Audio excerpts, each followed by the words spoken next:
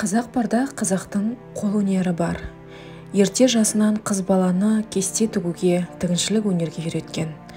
Әрбір қыз бала үйдегі матаны өзіне қалағандай етіп, көйлек тігіп кәдеге жаратқан. Қазақ қолөнерінің бір саласы тігіншілік.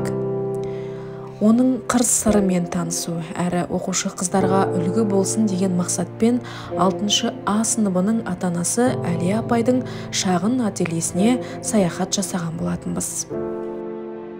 Әлия апай өзінің кәсіп бастауда алғашқы қолданған тігін машинасын көрсетті және кәсіби тігін машинаға оқушы қыздарды отырғызып, матаны жүргізіп көруге рұқсат берді.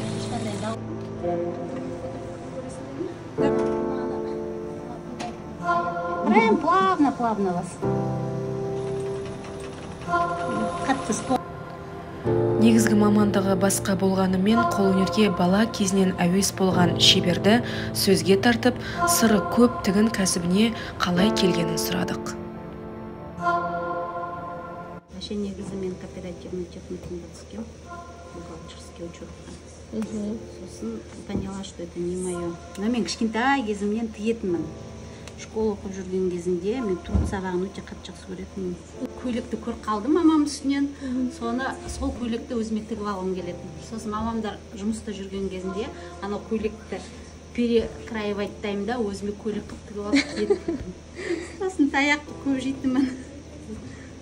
Кішкентай кезімде мен где-то әселден шағын кезімде папам бір машинка алып берген. Соған мен куклаға, нелерге киім тігіп, содан үйренгенмін. Оны оқып жүрген кезінде мен көршілерге халат тігетінмін. 90-шы жылдары ғой.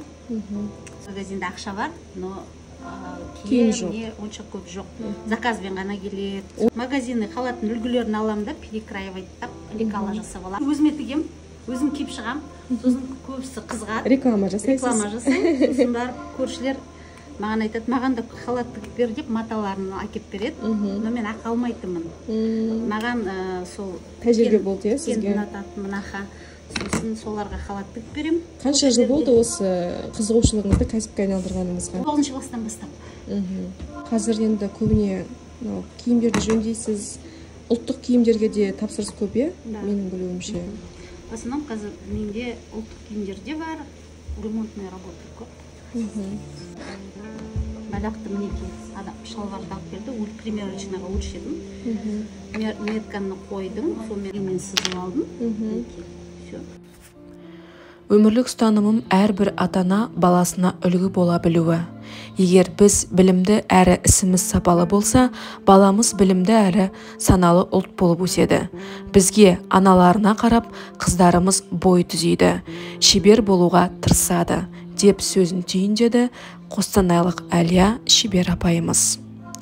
Танымдық саяхаттан керемет әсер алып шыққан оқушылармен әңгімелесіп, сұрағымызға жауап алып, көтеріңкі көңіл күймен үйімізге тарастық.